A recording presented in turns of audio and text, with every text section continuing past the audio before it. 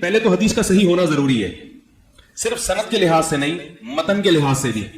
یہ ایک بہت بڑا دھوکہ دیا جاتا ہے آج کل، حدیث کی سند تو پیش کر دی جاتی ہے، جیسے انجینئر علی مرزا نے 8 رکعت تراویح پر سنت ہونے پر موطا امام مالک کی حدیث پیش کی ہے اور کہا ہے کہ موطا امام مالک آسمان کی چھت کے نیچے سب سے صحیح ترین کتاب ہے، اور اس پہ لیبل کیا لگایا اس نے؟ حنفیوں کا بہت بڑا جھوٹ۔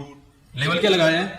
حنفیوں کا بہت بڑا جھوٹ کہ حضرت عمر نے 20 رکعت شروع کروائی تھی، یعنی اس نے اس عنوان سے کہا ہے کہ دیکھو موطا میں کتنی لکھی ہوئی ہیں؟ 8۔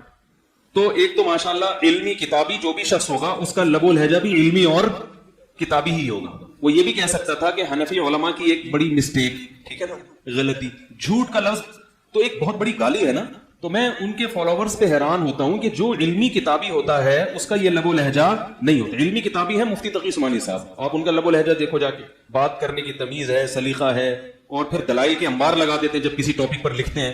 حضرت مولانا سرفراز خان صاحب صفدر صاحب کی آپ کتابیں پڑھو، آپ کو علم کے خزانے نظر آئیں گے، کسی پر ہوٹنگ طنز نہیں ہوگا۔ تو یہ حنفیوں کا جھوٹ نہیں ہے، ٹھیک ہے، اگر یہ حنفیوں کا ہے تو پھر تو شافیوں کا بھی ہے۔ ابن تیمیہ نے بھی لکھا ہے کہ حضرت عمر نے 20 رکعت شروع کروائی، تو کیا یہ کہو گے ابن تیمیہ کا معاذ اللہ جھوٹ؟ امام شافعی اور خود موطا امام مالک کے جو مؤلف ہیں وہ 20 رکعت سے زیادہ کے قائل ہیں۔ 20 رکعت کے تو اس لیے کہ حضرت عمر نے شروع کروائی، کیونکہ موطا میں 20 رکعت کی بھی حدیث ہے، وہ اس لیے قائل ہیں، سمجھ رہے ہیں بات کو؟ اور اضافی 16 رکعتیں اس لیے کہ اہل مکہ خلفائے راشدین کے دور سے ان کی عادت یہ تھی کہ ہر 4 رکعت کے بعد طواف کیا کرتے تھے، تو اہل مکہ جو ہے وہ جو اس طواف کی تلافی کو پورا کرنے کے لیے امام مالک الگ سے 16 رکعتوں کے قائل ہوئے ہیں، لیکن چونکہ ان الگ سے 16 کی ہمارے پاس کوئی دلیل نہیں ہے، اس لیے باقی تینوں ائمہ نے اس بات میں امام مالک کے قول کو فالو نہیں کیا۔ 20 رکعت تک تو اجماع ہے۔ انجینئر سے پوچھا گیا کہ چاروں ائمہ کا 20 رکعت پر اجماع ہے، تو محترم نے جواب کیا دیا؟ چاروں کا کہاں سے اجماع ہو گیا؟ چاروں کا کہاں سے اجماع ہو گیا؟ ٹھیک ہے، ایک تو 36 کا قائل ہے، بات کو پی جاتا ہے، وہ گھما دیتا ہے۔ ایک 36 کا قائل ہے تو کم سے کم 20 پر تو ہو گیا نا اجماع، لیکن سامنے بیٹھے ہوئے لوگ وہ ایک سوال کو دوبارہ ریپیٹ کرنے کی جرت نہیں رکھتے۔ تو مجھے ایسا لگتا ہے، میں الزام نہیں لگا رہا کہ یہ سب پری پلان ہے کہ آپ یہ پوچھیں گے تو میں جواب میں یہ کہوں گا۔ جو سوال پوچھنے والا ہے اس کو چاہیے تھا کہ آپ یہ پوچھتے کہ چاروں کا جب اجماع ہے تو چاروں کم سے کم 20 پر تو متفق ہو گئے نا، آپ تو 20 سے کم کر کے 8 پہ لے کر آ رہے ہو کہ 8 سنتیں ہیں، جبکہ چاروں کے نزدیک سنت کتنی ہے؟ کم از کم 20 سے اضافے پر ہے۔ اور امام احمد ابن حنبل کا ترمذی میں جو قول نقل کیا ہے انجینئر صاحب نے، امام ترمذی فرماتے ہیں کہ اس بارے میں گنجائش ہے کہ جتنی چاہے رکعتیں پڑھ لو، اور امام احمد بن حنبل فرماتے ہیں کہ کوئی فکس تعداد نہیں ہے۔ یہاں بھی گڑبڑ کی ہے، امام ترمذی جو امام بخاری کے شاگرد ہیں انہوں نے مختلف روایتیں ذکر کی ہیں، 20 بھی 40 بھی، اور پھر کہا ہے کہ اس میں گنجائش ہے جتنی چاہے پڑھ لو۔ تو مطلب یہ کہ جو روایتیں میں پیش کر رہا ہوں ان میں سے گنجائش ہے جتنی چاہے پڑھ لو۔ 8 پر انہوں نے روایت پیش نہیں آ رہی سمجھ میں، اتنی گنجائش نہیں دے رہے کہ 2 پڑھو 4 پڑھو 8 پڑھو، انہی روایتوں میں سے ایک کو ترجیح دینے کی بات کر رہے ہیں وہ۔ اور امام احمد ابن حنبل کا یہاں کا قول تو نقل کیا، یہ امام ترمذی جو نقل کر رہے ہیں، امام احمد کے جو اپنے شاگرد نقل کر رہے ہیں وہ نقل نہیں کیا انجینئر نے، وہ پی گیا۔ امام احمد بن حنبل کے جو اپنے شاگرد ہیں، جو ان کے مذہب کو سمجھنے والے ہیں، جیسے کہ مغنی بن قدامہ فقہ حنبلی کی مستند ترین کتاب سمجھی جاتی ہے، اس میں ہے کہ امام احمد بن حنبل کے نزدیک المختار جو راجح قول ہے وہ 20 رکعتیں ہیں۔ اس بات کو انجینئر نے اپنے کلپ میں ذکر پی گیا آرام سے۔ اور کیا کیا پیا ہے وہ بہت کچھ ہے، وہ میں انشاءاللہ کلپ ریکارڈ کرواؤں گا تو بتاؤں گا۔ ایک اور چیز پی گئے، انہوں نے کہا کہ موطا امام مالک جو ہے نا سب سے مسترد ترین کتاب ہے، اس میں کوئی حدیث بھی ضعیف نہیں ہے۔ اس میں ہے کہ محمد ابن یوسف اپنے والد سے نقل کرتے ہیں کہ حضرت عمر نے 8 رکعتیں پڑھائی ہیں۔ آئی بات سمجھ میں؟ اب اس کی سند پہ تو اعتراض نہیں ہے، متن پہ اعتراض ہے۔ محدثین کہتے ہیں کہ محمد ابن یوسف نے اپنے جو والد ہیں ان سے 8 بھی نقل کی ہیں اور 20 بھی۔ اس کی وجہ سے متن میں کیا پیدا ہو گیا؟ اضطراب۔ اور جب حدیث مسترب ہو جاتی ہے تو سند کے صحیح ہونے کے باوجود وہ قابل عمل نہیں ہوتی۔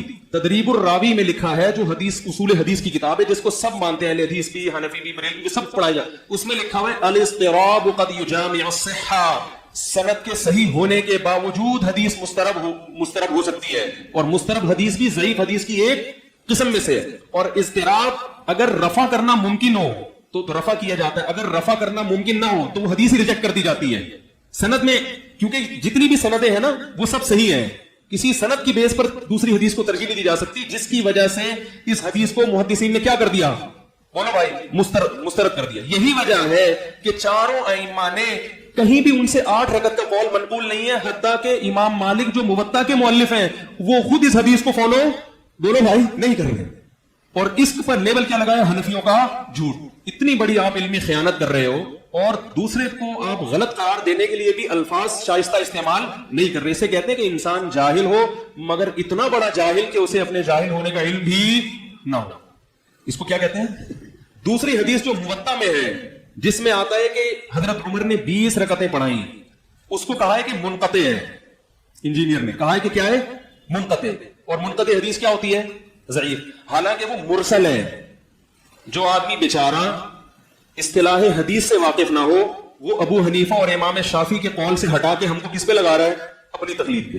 مرسل کہتے ہیں کہ راوی بالکل شروع میں گرا ہوا ہو۔ شروع سمجھتے ہیں؟ مثال کے طور پر میں نے ان سے ایک حدیث سنی، ٹھیک ہے، اور انہوں نے ان کا قول نقل کر رہے ہیں، پھر مجھ سے انہوں نے سنی، ان سے انہوں نے سنی، یہ پوری ایک چین بنتی ہے نا۔ یہ چین درمیان سے کوئی بندہ غائب ہوگا تو اس کو اصطلاح میں اکثر منقطع حدیث کہا جاتا ہے، درمیان سے بندہ کیا ہے؟ شارٹ ہے۔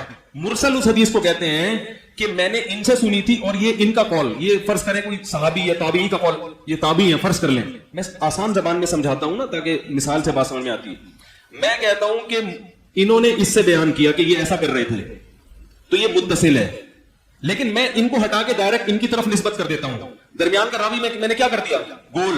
تو یہ بالکل سند کے اوپر سے راوی گرا ہوا ہے۔ جب سند کے بالکل اوپر سے راوی گرتا ہے تو اس کو مرسل کہا جاتا ہے۔ نہیں یاری بات سمجھ؟ تو یہ ضعیف حدیث کی اقسام میں نہیں ہے، بلکہ اس میں یہ دیکھا جاتا ہے کہ یہ سب سے پہلی چیز کس زمانے کی مرسل ہے، کیونکہ صحابہ تابعین کے ابتدائی دور میں مرسل حدیثیں بیان کرنے کا رواج بہت زیادہ تھا، یعنی میں سند کو حذف کر کے ڈائریکٹ نسبت کر دیا کرتا تھا، کیونکہ اس زمانے میں جھوٹ زیادہ عام نہیں ہوا تھا۔ سمجھ میں آ رہی ہے بات؟ تو ڈائریکٹ لوگ تابعی ڈائریکٹ کہتے تھے کہ نبی صلی اللہ علیہ وسلم نے فرمایا، درمیان میں صحابی کا واسطہ حذف کر دیا۔ تو اس میں پھر محدثین کا اختلاف ہوتا تھا کہ یہ حدیث لینی ہے کہ علل اطلاق، نہ تو اس کو قبول کیا جاتا تھا اور نہ علل اطلاق اس کو رد کیا جاتا، بلکہ قرائن دیکھے جاتے ہیں اس پہ، اور بھی بہت کچھ ہے اس میں۔ ایک چیز کیا ہے؟ قرینہ دیکھا جائے گا، قرائن سے کیا پتہ چلتا ہے کہ اس نے سچ کہا یا جھوٹ کہا۔ تو یہ جو حدیث مرسل ہے اس لیے مرسل ہے کہ جو روایت کو بیان کرنے والا ہے اس نے حضرت عمر کا زمانہ نہیں دیکھا، تو یقیناً وہ کسی ایسے سے نقل کر رہا ہے جس نے حضرت عمر کا زمانہ دیکھا ہے، لیکن اس کا نام ہائی لائٹ نہیں کر رہا۔ تو اب اس بیس پر نہ تو حدیث کو صحیح قرار دیا جائے گا اور نہ ضعیف، بلکہ قرائن دیکھے جائیں گے۔ قرائن کیا ہے کہ حضرت عمر نے اگر 8 شروع کی ہوتی تو کوفہ میں، بصرہ میں، دمشق میں، مصر میں کہیں تو 8 ہو رہی ہوتی، کوئی امام تو قائل ہوتا۔ ہم سب طرف دیکھ رہے ہیں کتنی ہو رہی ہیں؟ 20۔ نہیں یاری بات، ہم ہر جگہ کیا دیکھ رہے ہیں؟ اس میں کمی ہوئی ہے تو تھوڑی سی، کسی نے 16 نقل کی تو کسی نے 24 اور کسی نے 40 کی، لیکن میجورٹی کیا کر رہی ہے؟ 20۔ حتیٰ کہ جو ائمہ مجتہدین ہیں جن کا کام ہی ہے کہ مختلف روایتوں کو دیکھ کر فتویٰ دینا کہ اس میں صحیح کون سی ہے، وہ ہیں بڑے بڑے 4۔ ان چاروں نے کم سے کم 20 رکعت پر کیا کیا؟ اجماع کیا۔ تو یہ اس کی علامت ہے، اور حضرت عمر سے اس کے علاوہ کچھ منقول بھی نہیں ہے، نہ 40 منقول ہے نہ 16 منقول ہے۔ تو ہم کہتے ہیں 40 والی روایتیں بھی غلط ہیں، 16، کیونکہ حضرت عمر سے 2 قسم کی، یا تو 8 یا 20۔ 20 پر تواتر چلا آ رہا ہے، عمل چلا آ رہا ہے، اس کا مطلب 20 والی درست ہے۔ 8 پر تو امام مالک خود عمل نہیں کر رہے جو کتاب کا مؤلف ہے، اور اس زمانے میں کوئی ایک صحابی، کوئی ایک تابعی دکھا دو مجھے ضعیف سند سے بھی جس نے رمضان میں عشاء کی نماز کے بعد 8 رکعتوں کی جماعت کرائی ہو، کوئی ایک دکھا دو۔ کوئی ایک تو ہوتا جو کہتا کہ اصل چونکہ 8 سنت ہے لہذا اصل کو میں فالو کروں گا۔ یہ سب نقل کی طرف کیوں آ گئے؟ بھائی انجینئر نے یہ دعویٰ کیا کہ 8 اصل سنت ہے، اس کے علاوہ گریبی ہے، جتنی چاہے پڑھو، 10 پڑھو، 16 پڑھو، 18 پڑھو، 20 پڑھو، جتنی چاہے پڑھو۔ تو 8 اگر اصل ہوتی تو اس دور میں کوئی ایک صحابی تابعی تو دکھا دو جو اس اصل سنت کو کیا کر رہا ہو؟ زندہ۔ اور انہوں نے یہ بھی دلیل دی ہے کہ رکعتوں کو طول دینا یہ زیادہ بہتر ہے۔ انجینئر نے دعویٰ کیا ہے، وہ جو مشہور کلپ ہے نا اس کے جس میں اس نے دعویٰ کیا میرا سب سے زیادہ کلپ وائرل ہوا ہے، وہ بھی جھوٹ بولا ہے، اس نے وہ بھی غلط بولا ہے، کیونکہ ان کے علاوہ جو کلپ ہیں وہ زیادہ چلے ہیں۔ چلو مان لو آپ کا کلپ دنیا میں سب سے زیادہ پھیلا ہے، لیکن آپ نے اس میں دعوے کیا کیے؟ اس میں یہ کہا ہے کہ 8 اصل سنت ہے، اس کے علاوہ کیا ہے؟ غریبی، جتنے چاہے پڑھو، اور رکعتوں کو طول دینا یہ کیا ہے؟ انہوں نے کہا 8 میں اتنی زیادہ دیر تک آپ 8 پڑھیں لمبی رکعتوں کے ساتھ، وہ جلدی جلدی 20 رکعتیں پڑھنے سے کیا ہے؟ بہتر ہے۔ اور اس بارے میں حدیث پیش کی، اور پھر یہ دعویٰ کیا کہ یہودیوں کی عادت ہے کہ ایک قسم کی دلیل لیتے ہیں اور دوسری قسم کی دلیل چھوڑ دیتے ہیں، اور پھر حنفیوں پہ اعتراض کیا۔ تو یہ تو دونوں چیزیں آپ پہ فٹ آ رہی ہیں، اس لیے کہ آپ نے وہ حدیثیں تو لی ہیں جن میں طول قیام کی فضیلت ہے، وہ حدیثیں جس میں کثرت سجود کی فضیلت ہے، وہ والی حدیثیں آپ نے اس کلپ میں کیا کر دی؟ جہاں حدیث میں آتا ہے کہ قیام میں طول افضل ہے، وہاں حدیث میں سجدوں کی کثرت کو مستقل ایک فضیلت قرار دیا گیا ہے، 20 رکعتوں میں سجدوں کی کثرت ہے، یہ چھوڑ دیا آپ نے وہ والی ہائی لائٹ کی۔ تو اگر آپ ہم کو یہودی کہہ رہے ہو تو اس لحاظ سے کون یہودی بن رہا ہے؟ اسی اصول کی بیس پر آپ خود بھی بن رہے ہو۔ دوسری بات یہ جہاں تک کلیئر ہو گئی بات، میں نے وعدہ کیا تھا نا اس ٹاپک پر بیان کرنا، کچھ تو خلاصہ سنا دو۔ تو چورن کی دکانیں ایسے ہی، مجھے اہل حدیث حضرات پر اعتراض نہیں ہے، ان کے اخلاص پر، ان کی بیچاروں کی سمجھ میں جو آیا وہ کر رہے ہیں، جو ان میں معتدل لوگ ہیں وہ اس کو سنت سمجھتے ہیں، آرٹ کو وہ کر رہے ہیں، لیکن وہ اس طرح سے حنفیوں پہ طنز نہیں کرتے۔ آپ ہو انجینئر، علم آپ کے پاس نہیں ہے، لیکن آپ کی جو لب و لہجہ ہے اس سے لوگ صرف حنفیوں کو نہیں، چاروں ائمہ کو بے وقوف سمجھنا شروع کر دیں گے تھوڑے دنوں میں۔ ابھی تو آپ ائمہ کا نام تو احترام سے لے رہے ہو اور ان کا ہر وقت دفاع کرتے ہو۔ اب دیکھو فضائل اعمال کی بات آتی ہے نا، کرامت کی، فضائل اعمال ایسی، جب تبلیغ جماعت کی بات ہے کہ تبلیغ جماعت بہت اچھی، کیوں بہت اچھی بھائی؟ جب وہ ساری دنیا میں فضائل اعمال کی کو تبلیغ کر رہی ہے، تو اگر فضائل اعمال غلط ہے تو آپ بولو نا ڈنکے کی چوٹ پر کہ تبلیغ جماعت بھی کیا ہے غلط، نہیں تبلیغی بہت اچھا ہے۔ تو یہ آپ کی باتوں میں کیا ہے؟ تضاد ہے، سمجھ میں آ رہی ہے بات؟ تو پھر بولو کہ جو ان کی تو ریڑھ کی ہڈی ہے فضائل اعمال، وہ تو سارا دن بیچارے کیا پڑھتے ہیں۔ ہم تبلیغی جماعت کو اچھا سمجھتے ہیں اس لیے کہ ہم فضائل اعمال کو اتنا غلط نہیں سمجھتے، مشورہ ضرور دیتے ہیں کہ ریاض الصالحین ہوتی تو زیادہ اچھا، تو اس میں اوتھینٹک حدیثیں ہیں، فضائل اعمال میں شرک نہیں ہے، کرامتیں ہیں، واقعات ہیں۔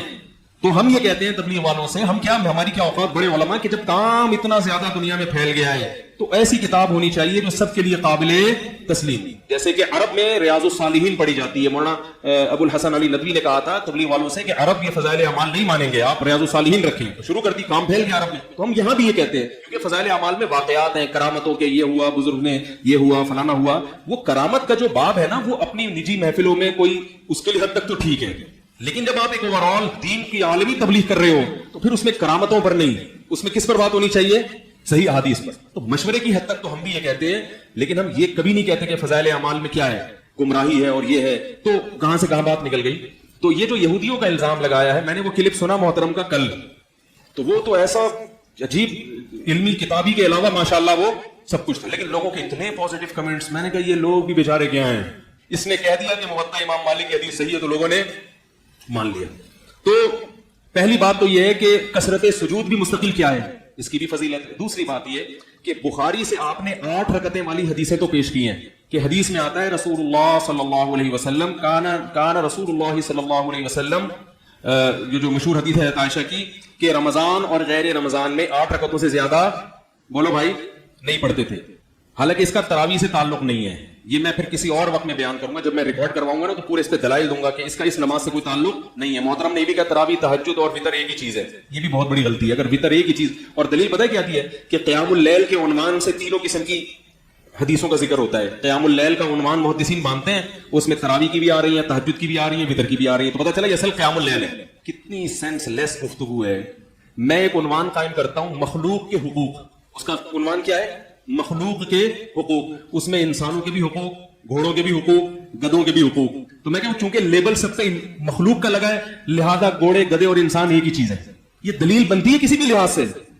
قیام اللیل کا عنوان محدثین نے اس لیے لگایا کہ یہ سب نمازیں رات کی نمازیں ہیں، لیل کے قیام ہے، اس لیے قیام اللیل میں وتر بھی آتا ہے، تہجد بھی آتی ہے اور تراویح بھی۔ اس کو یہ کہنا کہ یہ بالکل سیم ہے، وتر بھی وہی ہے۔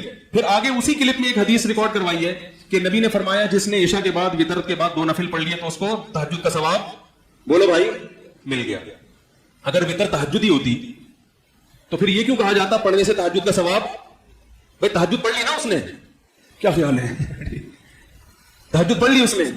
ایک ہی چیز پر جب فضیلت دوسری چیز کی بیان کی جاتی ہے اس کا مطلب یہ اس سے ہٹ کر ہے۔ اور بھی بہت کچھ اس میں خرافات ہیں، تبھی میں کہتا ہوں کہ یہ بس بیٹھ کے کلپ بناتے رہو۔ تو ایک حدیث میں جہاں یہ آتا ہے کہ حضرت عائشہ کی بخاری کی حدیث ہے رمضان میں اور غیر رمضان میں 8 سے زیادہ نہیں پڑھتے تھے، وہاں دوسری حدیث میں یہ بھی آتا ہے کان نبی صلی اللہ علیہ وسلم یجتہد فی رمضان ما لا یجتہد فی غیرہ، رمضان میں آپ جو عبادت کرتے تھے وہ عام دنوں سے زیادہ۔ یہ آپ کے خلاف جا رہی تھی تو آپ نے اس کو ہائی لائٹ نہیں کیا۔ اگر حضرت عائشہ کی یہ حدیث اس میں یہ ہے کہ رمضان اور غیر میں 8 پڑھتے تھے تو دوسری حدیث اس کے کیا جا رہی ہے؟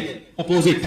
اس وجہ سے محدثین نے بخاری کی حضرت عائشہ کی اس حدیث کو بھی مسترب قرار دیا ہے۔ نہیں آ رہی بات سمجھ میں؟ کیا قرار دیا ہے؟ کہ اس کے متن میں اضطراب ہے۔ خود حضرت عائشہ ہی سے مختلف روایتیں مختلف حدیثوں میں منقول ہیں.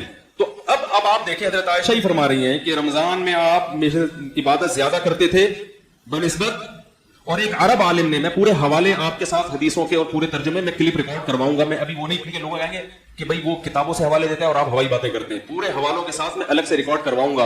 ابھی میں اس کا خلاصہ بیان کر رہا ہوں کیونکہ رمضان آنے والا ہے نا. تو آپ کہہ سکتے ہیں کہ یہ جو حدیث ہے کہ نبی رمضان میں زیادہ کرتے تھے, تو ہو سکتا ہے رمضان میں پڑھتے 8 ہی ہوں مگر رکعتیں زیادہ لمبی کر دیتے ہوں, رکعتیں زیادہ لمبی کر دیتے ہوں, اور غیر رمضان میں 8 پڑھتے ہوں مگر مختصر. تو جو غیر رمضان میں آپ پڑھتے تھے نا وہ بھی مختصر نہیں ہوتی تھی, کیونکہ حضرت عائشہ فرماتی ہے فلا تسأل عن حسنہن وطولہن, کہ تم وہ جو 8 پڑھتے تھے اس کے حسن اور لمبائی کا مجھ سے مت پوچھو, بہت لمبی ہوتی تھی وہ. پتہ یہ چلا کہ لمبی رکعتیں غیر رمضان میں بھی اور رمضان میں بھی لمبی ہی ہوتی تھی.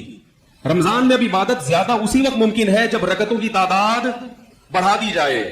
نہیں یاری بات سمجھ, کیونکہ حدیث میں آتا ہے کہ بعض دفعہ اپنے گھر والوں کو آپ صلی اللہ علیہ وسلم جگایا کرتے تھے, پوری شد المیزر, ازار کس لیا کرتے تھے آپ صلی اللہ علیہ وسلم. یہ کنایا ہے کہ بہت زیادہ عبادت کرنی ہے. تبھی ایک عرب عالم, میں عرب کا اس لیے نام لے رہا ہوں کہ لوگ یہ سمجھتے ہیں کہ حنفیوں کی بدعت ہے یہ 20 کو سنت کہنا. عرب کے بہت سارے علماء ایسے ہیں جو 20 رکعت کو سنت مانتے ہیں, بہت سارے علماء ایسے, ان کے میں حوالے انشاءاللہ. ٹھیک ہے سلفی میں بہت سارے ایسے بھی ہیں جو 8 کہتے ہیں, لیکن ہماری نظر میں اس زمانے کے علماء کو, چاہے وہ مکہ مدینہ کے ہی کیوں نہ ہو, ان کو فالو کرنے کی نسبت ائمہ اربعہ کے فتوے کو فالو کرنا زیادہ بہتر ہے, کیونکہ وہ متفق علیہ اس امت کے سب سے بڑے مفتی ہیں, اور وہ بھی مکہ مدینہ کے بھی تھے. ان میں بہت سے لوگ کہتے ہیں سعودی عرب میں ہر جگہ 8 ہو رہی ہیں, سعودی عرب میں آج 8 ہو رہی ہیں, 100 سال پہلے 8 نہیں ہو رہی, 100 سال پہلے 8 نہیں ہو رہی. امام شافعی اپنے زمانے کے مکہ کے بارے میں کیا فرماتے ہیں 2 صدی ہجری, کہ میں نے مکہ والوں کو 20 رکعتیں پڑھتے ہوئے پایا ہے. تو اس زمانے کے مکہ میں کتنی ہوتی تھی بولو بھائی؟ تو آج کے مکہ کو فالو کرو گے یا 20 سال پہلے؟ کسی نے محترم سے پوچھا کہ حرمین میں جو 20 رکعتیں ہو رہی ہیں, تو اس کا بھی جواب پی گئے. وہ جو اصل اعتراض تھا نا وہ یہ تھا کہ حرمین میں 1000 سال سے زیادہ 20 رکعتیں چلی آ رہی ہیں. تو جواب محترم نے یہ دیا کہ حرمین میں تو زور سے آمین بھی ہوتی ہے, حرمین میں تو رفع الیدین بھی ہوتا ہے, اتنی زور سے آمین کہ پورا مجمع گونج اٹھتا ہے. اس کا جواب یہ ہے کہ حرمین میں زور سے آمین ہو رہی ہے مگر 1000 سال سے بولو بھائی نہیں ہو رہی. اور سب زور سے آمین نہیں کہہ رہے, جو زور سے بولے گا اسی کی آواز گونجے گی نا, جو آہستہ بولے گا اس کا کیا گونجے گا. حرمین میں رفع الیدین سے نماز پڑھتے ہیں مگر 1400 سال سے پڑھتے. جب حنفیوں کی حکومت تھی 700 سال تو رفع الیدین کے بغیر نماز, جو حنفی امام نماز پڑھاتا ہے رفع الیدین کے بغیر پڑھاتا تھا.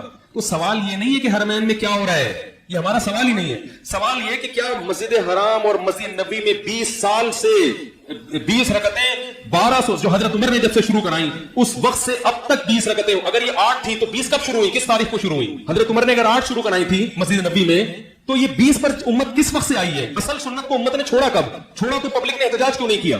ہم تو حدیثوں میں بھی دیکھتے ہیں, روایات میں بھی دیکھتے ہیں کہ ہم تو دیکھتے ہیں حضرت عمر کے دور سے آج تک مسجد نبوی اور مسجد حرام میں کتنی ہو رہی ہیں 20. ہم کہتے ہیں کبھی آمین زور سے ہوئی کبھی نہیں ہوئی, کبھی رفع الیدین ہوا کبھی نہیں ہوا, لیکن مسجد حرام میں ایسی غلطی کیسے ہو سکتی ہے کہ 1200-1300 سال ہو گئے اور اللہ نے مسجد حرام اور مسجد نبوی جو مسلمانوں کا مرکز ہے اس میں کبھی اصل رکعتیں ہونے ہی نہیں دی؟ یہ ہے اصل سوال جس کا یہ لوگ کیا کرتے ہیں, جواب پی جاتے ہیں بڑے ٹھنڈے پیٹوں. سوال کیا پوچھا جاتا ہے اور جواب میں 1400 سال سے کیسے ہو رہے ہیں؟ محترم نے اس سوال کا یہ جواب دیا کہ جب 1925 میں سعودی حکومت آئی ہے تو انہوں نے 20 کو ختم کر کے کتنا کیا, 8 کیا, مگر حنفیوں کے احتجاج اور ان کے جو بھی ان کے غلط ورڈنگ حنفیوں کے لیے استعمال کی, ان کی وجہ سے مجبوراً انہوں نے کہا چلو 10 تم پڑھا دو, چلو 10 تم پڑھا دو, کہ ہم اب 8 تو کر نہیں سکتے, یہ حنفی لوگ احتجاج کریں گے.